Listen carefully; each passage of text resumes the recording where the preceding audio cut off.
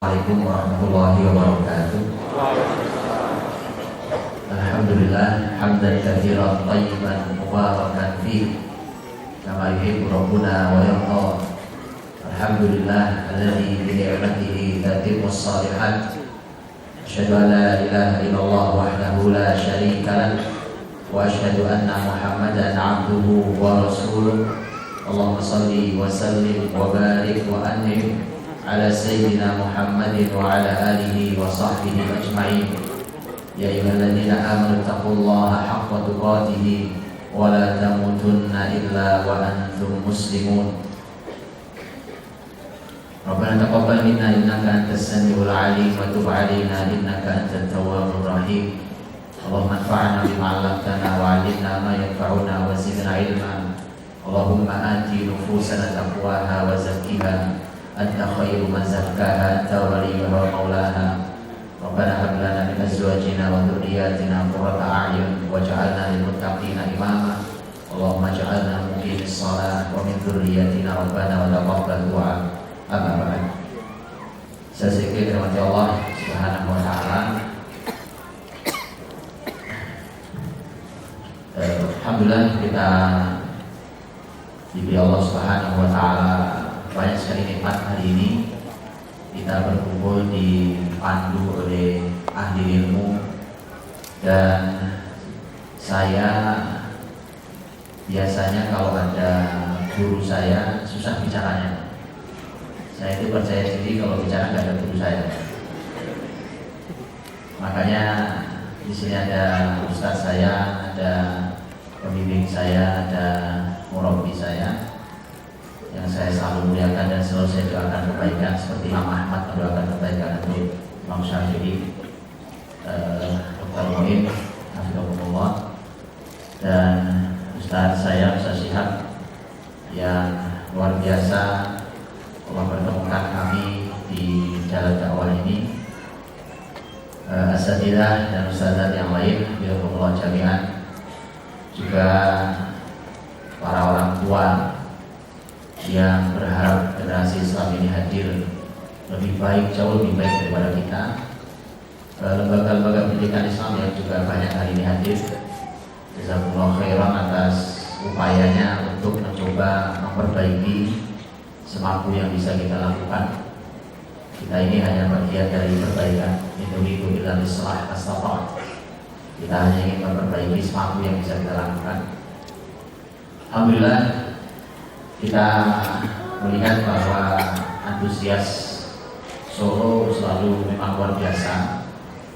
Hanya memang memerlukan satu upaya untuk supaya ledakan itu menjadi sesuatu yang lebih termanage. Karena kalau meledak besar tanpa manajemen berantakan kemana-mana. Dia perlu ahli ilmu yang mengawalnya sehingga alurnya ada di jalan alur yang benar. Mudah-mudahan Allah bimbing kita semuanya. Dan walaupun di belakang ditulis tentang sosialisasi kurikulum putar, saya tidak akan sosialisasi tentang kurikulum putar, karena sebenarnya kurikulum putar seperti ditulis itu mudah, simpel, gampang, sederhana. Yang susah itu pendidikan hari ini. Susah, rumit, gurunya sampai pusing. Kurikulum dibuat negara menghabiskan dana tidak kecil, ternyata gurunya pada nggak bisa. Karena gurunya banyak dan tidak sedikit. Ada satu kabupaten kepala sekolah semua demo karena kurikulum yang dibuat bingung mereka menerapkannya. Alhamdulillah datang menteri baru, dibubarin kurikulumnya. Habis nanti datang menteri baru, bubarin lagi, ya. Besok datang bubarin, alhamdulillah bubar pendidikan negeri ini. Kalau datang setiap datang nanti dibubarin. Makanya alhamdulillah kita berupaya untuk mengambil kurikulum ini. Saya sering ditanya, ini kurikulum kemana induknya? Saya bilang induk abad 1. Kalau kan ada kurikulum 2006, 2013, saya kurikulum abad 1. Soalnya udah zaman abad 1. Jadi kemudian kita nggak pernah ganti, kok sudah lewat jauh, saya mau ganti. Baik, alhamdulillah. Saya mau izin ke Ustaz Mu'in untuk saya bicara di sini di hadapan beliau. juga mudah-mudahan ada yang bisa kita sharing, kita ambil hikmahnya. Saya ingin tadi menarik kalimat guru saya Dr. Muin untuk ketika dia pernah berbincang waktu di masjid. Tadi beliau sampaikan usia 18 tahun sudah mandiri secara ekonomi, karena sebenarnya itu kalimat luar biasa. Besok Sabtu kan saya jadwal bicara tentang, karena di kami ada apa ya namanya, teman-teman kalau buat lembaga itu kalimatnya suka dibuat hiperbola gitu. Jadi kita membuat, memang kita punya lembaga namanya Akademi Keluarga. Jadi kalau ada kurikulum gitu panjang kurikulumnya memang ada. Besok Sabtu biar saya mengisi, dan temanya memang tentang tema bagaimana mendidik kemandirian ekonomi di anak kita. Salah satu temanya ini. Temanya ini saya mengambil range atas bawah, jadi usia range atas bawah. Range paling bawahnya itu saya ambil dari ketika kita diberi pelajaran di dalam Sirah Nabawiyah. Rasulullah SAW itu sudah mulai mendapatkan uang hanya beberapa dirham dari hasil menggembala kambing, kurang lebih usia 10 tahun. Tapi ada analisanya, tidak asal ambil, ada analisanya, karena memang perlu diketahui juga analisanya bahwa Abu Thalib memang orang pemimpin Quraisy besar tetapi miskin, anak banyak miskin. Jadi mau tidak mau Muhammad harus tahu diri bahwa dia numpang di rumah pamannya, dan itu terjadi. Karena dalam peristiwa di rumah Abu Thalib itu kalau datang makanan, anaknya Abu Thalib rebutan, Muhammad kecil dia mikir, dia tahu dia bukan anaknya. Walaupun Abu Thalib dan istrinya Fatimah binti Asad itu selalu mendahulukan Muhammad sang ponakan yang sudah yatim piatu. Range bawahnya itu, tapi sekali ada analisanya ya. Range atasnya adalah sebulan setelah menikah. Range atasnya, dari mana diambilnya? Diambilnya adalah dari kisah dalam sirah bahwa Umar bin Khattab radhiyallahu anhu, Bapak Ibu tahu kan, beliau punya putra yang putranya dinikahkan dengan si putri penjual susu, tahu ya, yang bernama Asim. Karena ketika itu Umar kumpulkan anak-anaknya, kemudian Umar berkata, siapa yang ingin menikah? Kata Umar, kalau nggak ada mau saya, bapakku menikah. Betul, ada mau gitu kalimatnya. Jadi kalau nggak ada mau, bapakku yang ngambil. Karena ini masalah kualitas. Jadi perempuan nggak sembarang perempuan. Jadi kalau ada perempuan berkualitas itu segera saja. Begitu sampai kan? Saya kan belajar dari beliau.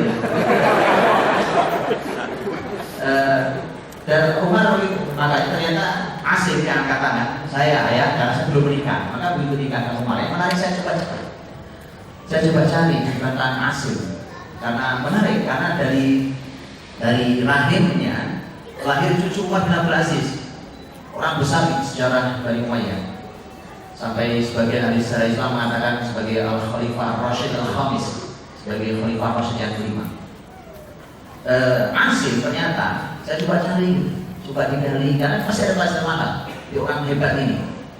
Asim itu termasuk kibar tadiri. Walaupun sebenarnya dia lahir di masa Rasul, ada khilaf di antara para ulama kapan dia lahir. Ada yang mengatakan lahir tahun 6 Hijriah, ada yang mengatakan 2 tahun menjelang Rasul wafat. Nah, saya bingung mikirin ini gimana terus menganalisanya. Sampai sekarang belum ketemu kan? Karena bisa dibayangkan, kan dia nikahnya di zaman bapaknya jadi khalifah. Nah, Umar itu jadi khalifah tahun 13. Kalau itulah kita ambil, jangan yang 2 tahun menjelang Rasul, yang tahun 6 deh. 6 ke 13, 6 Hijriah ke 13 Hijriah, umurnya berapa? Susah analisanya. Oke, ambil yang paling jauh. Karena Umar itu memimpin radhiyallahu anhu itu sampai tahun 23. Ambil yang paling jauh. 23 dikurangi 6. Kan 6 Hijriah lahir, 23 Hijriah Umar wafat. Itu masih di khalifah terakhir. Artinya kurang lebih 17 tahun. Ambil yang paling akhir, dan peristiwa pernikahan bukan di akhir kekhilafan sebenarnya. Karena itulah ketika saya membaca bahwa Asim itu kan begitu dinikahkan, ternyata di bulan pertama masih dibiayai Umar. Di rumah tangga itu masih dibiayai Umar. Begitu dibiayai, sebulan setelah menikah dibiayai sebulan. Sebulan setelah nikah dipanggil ke Umar. Asim sih. Kata Umar radhiyallahu anhu, aku sudah berikan sebulan, setelah ini sudah tidak ada lagi subsidi. Berarti subsidi orang tua. Ini yang benar.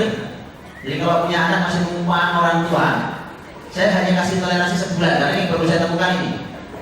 Hanya 1 bulan setelah nikah toleransinya, tidak lebih. Baik, jadi kalau ada anak numpang hidup salah didik.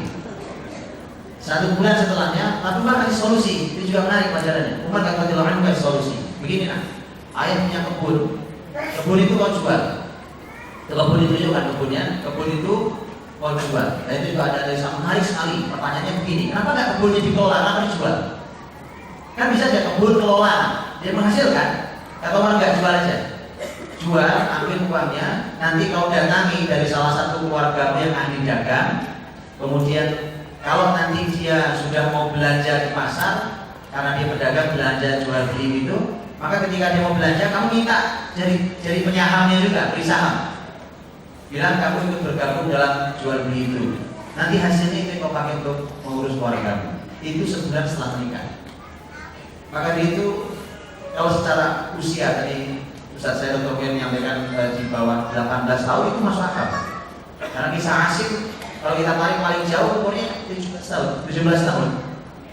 Setelah nikah sebulan, hanya sebulan toleransinya. Jadi ini PR besar. Dari itu apa debat Islam aslinya? Ya jadi itu luar biasa. Kalau artinya bahwa seorang asing sini juga belum punya kemandirian ekonomi. Ketika saya baca itu tadi saya berpikir, ini usia berapa? Kok dia belum punya mandiri ekonomi? Karena dalam konsep Islam, anak-anak sudah harus punya kemandirian ekonomi sejak awal. Ternyata masih kecil. Masih kecil, tapi kemudian ternyata sudah dinikahkan. Jadi bisa siap sampaikan, memang harus nikah cepat begitu. Pakai konsep dari nikahnya. Ya, memang harus menikah di usia sangat awal. Baik, ini sekedar menyampaikan ulang bahwa apa yang disampaikan Ustaz Muin luar biasa, bahwa memang itu satu target yang harusnya dibuktikan. Target yang harus dibuktikan dalam pendidikan. Izinkan saya untuk saya memulai dari ini yang dibagikan kayaknya yang tulisannya, walaupun ini saya nggak berlama-lama di tema ini, saya cuma ingin menggali berdiri.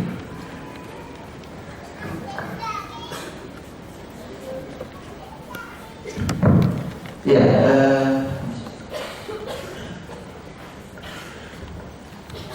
ini Bapak Ibu rahmati Allah.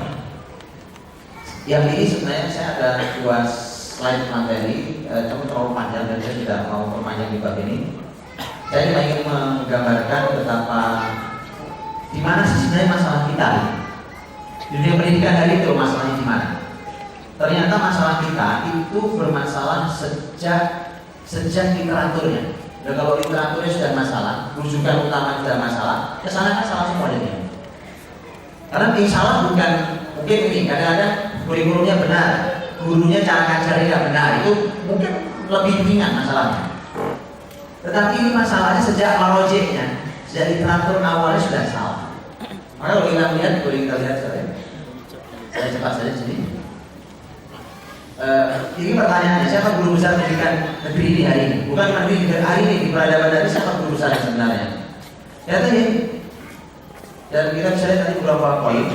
Dan ini ilmunya saya ambil dari teman-teman yang kuliahnya jurusan pendidikan. Jadi saya belajar ke mereka, itu bukan saya yang belajar. Memang ini pelajaran di Fakultas Pendidikan.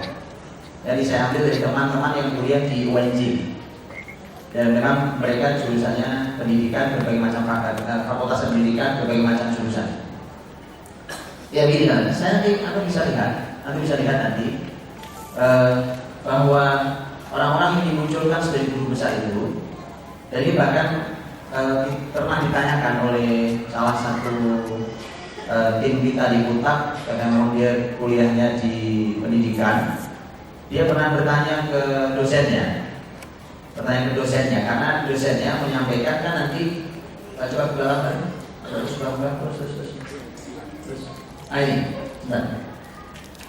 Ini Komensky itu kan dianggap sebagai bapak pendidikan modern. Ini kalimat menyakitkan. Coba lihat, lahir tahun berapa dia? 1592. Artinya itu orang baru tahun 1500-an. Kenapa dia disebut bapak pendidikan modern? Karena saat itu Eropa, kan Andalus Muslim itu kan baru runtuh pada tahun 1492.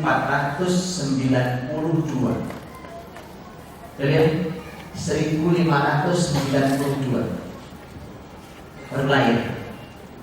Andalus runtuh 1492. Makanya penjajahan di berbagai belahan bumi itu baru terjadi sekitar tahun 1500-an, termasuk negeri ini dijajah oleh Portugal, Spanyol. Karena mereka baru keluar dan mereka sudah liar-liarnya, haus-hausnya. Saat itulah mereka mengklaim bahwa berarti kan kurang lebih 100 tahun berikutnya muncul tokoh pendidikan modern. Pertanyaan saya, berarti sebelum dia lahir pendidikan apa itu? Kebanyakan penggunaan kalimat ini. Loh, Andalus 100 tahun, Andalus 100 tahun. Eropa itu perlu waktu 200 tahun untuk menerjemahkan buku-buku Islam dan tidak berhasil. Tidak berhasil menerjemahkan seluruhnya. Itu baru menerjemahin saja. Belum ngerti juga kan? Bayangkan begitu. Bahkan kadang-kadang ini Profesor Dr. Roni Masirjani itu beliau sebagai seorang peneliti sejarah Islam dari Mesir hari ini dan sudah berkali-kali di Indonesia. Beliau sampai menunjukkan ke kita, beliau tunjukkan satu halaman penuh yang itu adalah hasil penelitian dokter Muslim Ibnu Nafis, ingat saya, Ibnu Nafis. Itu dinukil oleh orang-orang Barat tanpa mencantumkan siapa penelitinya. Paling hebat, mereka akan menggunakan double N, no name. Makanya jangan langsung percaya dengan kata no name. Saya tunjukkan, jangan langsung percaya dengan kata no name. Hati-hati, karena mereka sengaja menghilangkan itu. Mereka sengaja menghilangkan itu. Jadi itu banyak dari kita bahwa mereka ini sebenarnya ketika mengajari kita tentang amanah ilmiah, ayo amanah ilmiah. Kalau mahasiswa skripsi, tesis, disertasi, harus amanah. Di kalimat siapa tolong dicantumkan, jangan kau mencuri. Mereka mencuri. Mereka mencuri, apa mencuri? Mereka belajar sebagai nyuri ilmunya. Karena mereka tidak jujur mengatakan bahwa ini sebenarnya Islam yang punya. Ya, dan akhirnya kemudian juga ini disebut sebagai bapak pendidikan modern. Maka tadi saya katakan teman saya yang kuliah di pendidikan menanya ke dosennya, kalau gitu sebelum ini kira-kira pendidikan apa? Jawaban dosennya, sang dokter juga unik jawabannya. Saya juga nggak tahu. Mungkin di Asia ada, mungkin di Asia nampaknya ada corak-corak pendidikan tertentu, tapi saya juga belum tahu. Coba lihat, bayangkan tuh, sebelum itu Islam di Andalus 8 abad ini bumi. Muncul ilmuwan ulama besar ini bumi bergandengan dengan negeri timur yang pusatnya di Baghdad. Terus tiba-tiba kemudian hilang. Kemudian mereka mengklaim sebagai sebuah peradaban besar yang ini pendidikan modern yang sebelumnya ini pendidikan tidak jelas. Makanya saya juga sampaikan ke teman-teman pendidik, hati-hati kalau bicara tentang konsep pendidikan. Kemudian hari ini kita merasa konsepnya lebih modern dibandingkan konsep bapak kakek-kakek kita dulu. Kita suka mengatakan itu konsep konvensional dulu kan. Ya, karena saya sudah berdalami beberapa hal, ternyata konsep orang tua dulu jauh lebih sesuai syariat Islam dibandingkan konsep hari ini. Itulah, saya bisa tunjukkan banyak makanya. Cara orang tua kita didik kita dulu jauh lebih sesuai Islam dibandingkan konsep hari ini. Maka hati-hati keluarkan kalimat itu.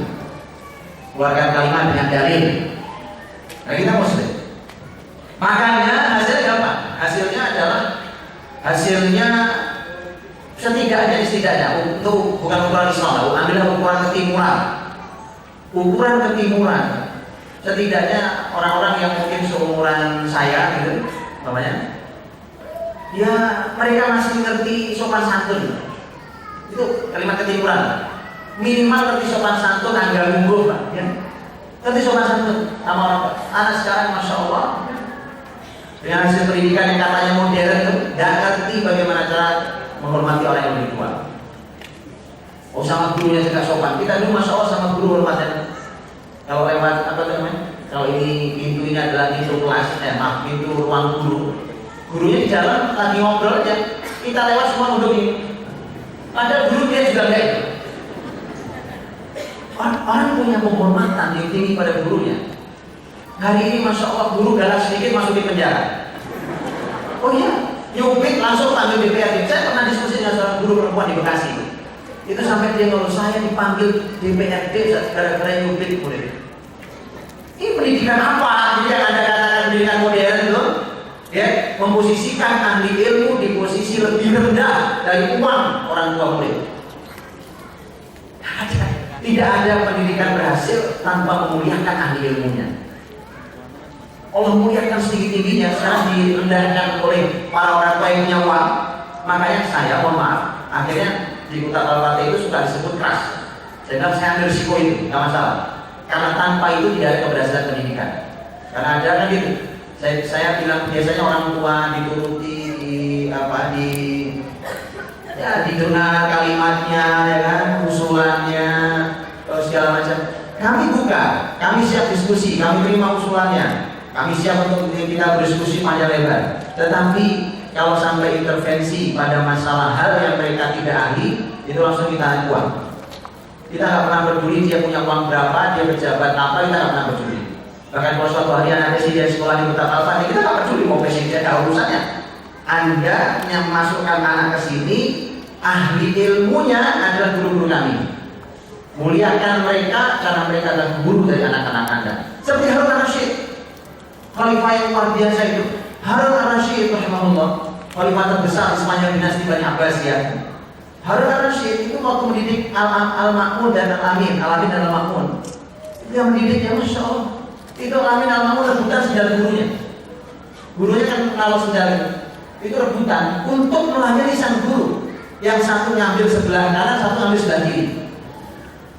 Kemudian sang guru kan gak enak, anak khalifah rebutan sendal saya untuk bawakan. Maka dia datang, sang guru ini karena takut kan kalau yang dengar berita orang lain nanti malah gak enak. Maka dia datang minta maaf ke khalifah. Apa kalimat Harun al-Rasyid dari khalifah?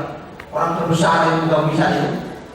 Dia katakan jangan hentikan kebiasaan baik itu. Kalau kau hentikan, aku hukum kamu. Malah terbalik ya. Maka jadinya Al-Amin Al-Ma'mun. Baca saja sejarahnya. Artinya bahwa seperti itu, semua bapaknya khalifah, tapi urusan anak saya, ahli ilmunya bapak anak saya. Dimuliakan setinggi-tingginya. Bapaknya siapa?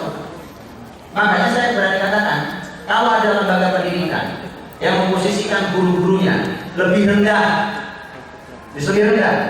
daripada uang wali muridnya, dijamin tidak berhasil pendidikannya. Tidak ada berhasil pendidikan, dijamin. Saya katakan, makanya saya sampaikan, saya bilang ke teman-teman, kalau ada mobil mewah masuk ke pekarangan sekolahan, kemudian gurunya dengan alasan penghormatan dia bukakan pintu, saya pecat besok dari guru. Betul lah. Penghormatan dengan cara lain, penyambutan dengan cara lain. Rasul ngajarin tentang menyambut anak. Kenapa? Karena di kita yang buka pintu itu petugas hotel di depan, pembantu, dia anak turun sebagai seorang raja, dikenal sebagai seorang raja. Tidak benar. Betul. Ini masalah. Ini baru satu poin bahwa kita ini bermasalah ketika kita tidak memposisikan ahli ilmu sebagaimana Allah dan Rasulnya memposisikan ahli ilmu. Apalagi kalau ahli Quran. Baik, jadi pembahasan panjang lebar tadi. Silahkan ini ya dibaca kembali. Boleh kita lihat atas. Dari mulai sini, dari mulai Pavlov, terus Gigi Russo, kemudian Pestalozzi, ini pendiri sekolah dasar. Ya, SD, sekolah dasar ini pendirinya Pestalozzi. Trouble ini pendiri kindergarten sekolah anak-anak usia bawah. Yang tadi itu tidak satu pun yang muslim. Tidak satu pun yang muslim. Jadi tidak aneh kalau mereka menggulirkan konsep pendidikan yang jauh dari syariat Islam. Lu bukan muslim mau diapain? Yang bodoh kan kita, karena kita mau ikuti mereka itu salah. Kemudian ada yang bilang, begitu saya berbicara sekeras ini, ada yang bilang, memang nggak boleh Ustaz belajar dari orang kafir. Kan boleh saja. Saya bilang boleh. Quran bahkan mengatakan lihat. Bahkan Allah Subhanahu wa taala membenarkan kalimat seorang raja, seorang ratu kafir musyrik. Ratu negeri siapa? Ratu Anam. Ketika sang ratu mengatakan qalat innal muluka idza dakhalu qaryatan afsaduha wa ja'alu 'izzata ahliha adillah. Itu kalimatnya sang ratu. Para raja itu kalau masuk negeri biasanya merusak. Penutup ayat mengatakan wa kadzalika yaf'alun. Kata Allah, begitulah memang kebiasaan para raja. Jadi Allah membenarkan kalimat si ratu musyrik. Boleh. Asal itu benar sesuai syariat, boleh. Cuma izinkan saya berkata bahwa kalau ini baik, kalau ini benar, pasti Islam punya konsep jauh lebih baik dan jauh lebih benar. Kalau betul baik dan benar. Dan yang tidak benar, itu masalahnya. Jadi kita lihat satu saja. Saya kasih satu. Contoh kedua, inilah yang ini sekarang kita tentang. Ini kelihatannya hebat banget. Kelihatannya hebat banget. Lihat konsepnya. Kurikulumnya Bapak Pendidikan Modern dan kurikulumnya. Nomor 1. Segala sesuatu perlu dipelajari berdasarkan metode ilmiah. Nomor 1. Nomor 2, jika tidak paham dengan ilmu berkaitan, maka berpikirlah secara rasional. Jadi nomor 1, diteliti ilmiah, itu nomor 1. Kalau ternyata juga belum ada penelitian ilmiahnya, ya berpikir rasional, logis, pakai logika gitu. Yang ketiga, jika tidak ditemui juga penelitian nggak ada, dilogikakan susah, maka dia harus memanfaatkan ayat Allah dalam Alkitabnya. Jangan listen, ayat Allah dalam Alkitab. Yang begini jangan hebat hari ini pendidikan ini. Ini bagus nih Pak, lihat. Dia saja peduli dengan agama. Apa yang hebat meletakkan Alkitab nomor 3 terakhir ketika sudah tidak ada jawaban baru Alkitab sudah bicara. Hebat gimana tunjukkan? Loh ini kalau saya bicara malah dulu. Quran ditaruh nomor bawah saja. Di mana sopannya? Di mana berkahnya ilmu? Menempatkan Quran pada posisi ketika sudah tidak ada jalan lain, tidak nanya ke Ustaz. Nanya ke Quran, gimana Ustaz solusinya? Semua bentok ini. Itu masalahnya. Kita menempatkan kitab suci di posisi paling belakang ketika sudah pojok. Padahal selama ini kita suka berteriak-teriak Quran, sunnah, takbir, Allah Akbar, macam-macam ya. Begitu bicara pendidikan, Quran nomor belakang.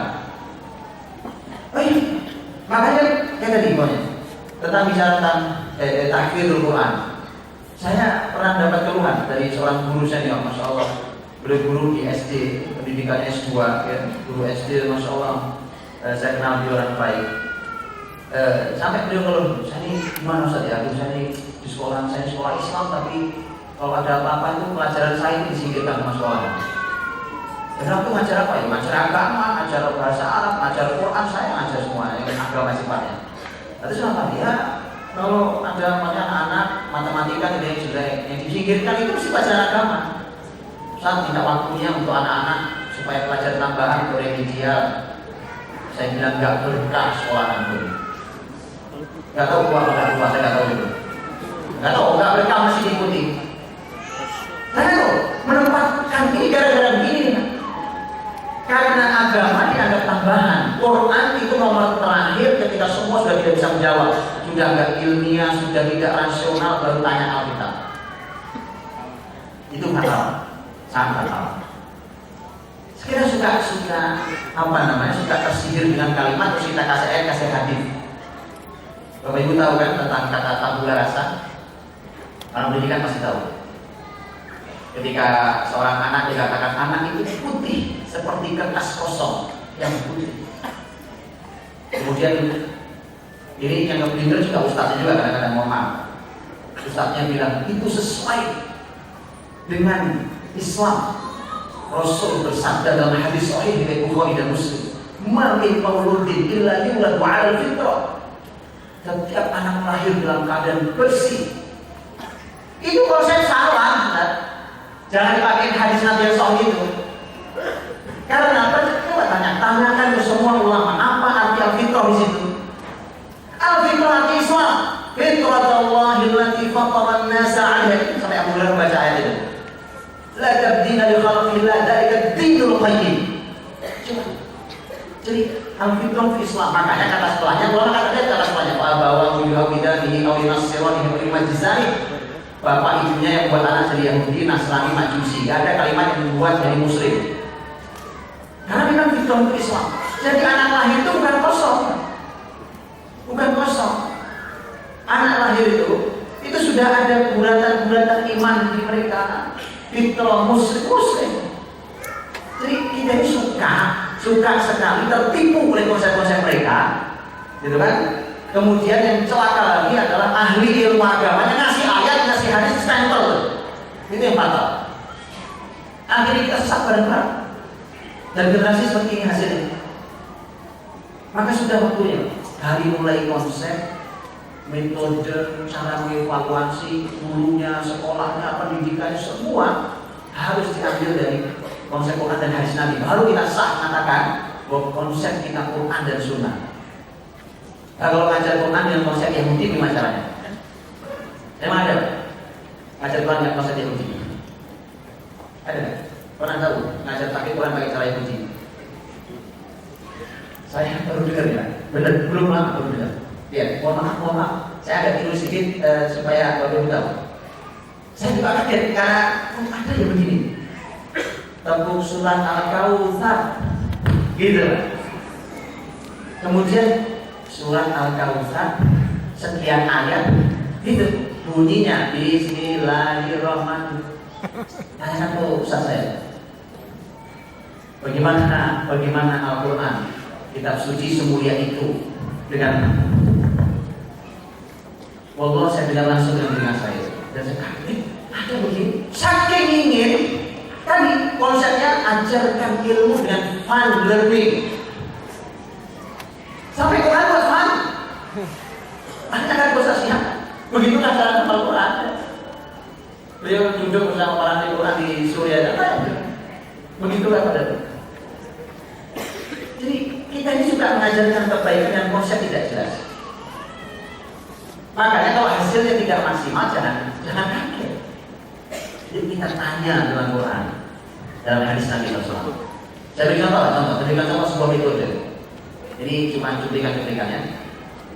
Nah ini contoh sebuah metode. Di dalam ada satu buku judulnya As-Sam' wal Basar bil Qur'anil Karim. Pendengaran dan penglihatan dalam Al-Quran Karim. Penulisnya 2 orang, 1 doktor, 2 profesor, ada 2 orang. Bayangkan tulisan pendengaran dan penglihatan dalam Quran itu ditulis sampai seorang profesor dan seorang doktor, 2 orang sekaligus tulisan.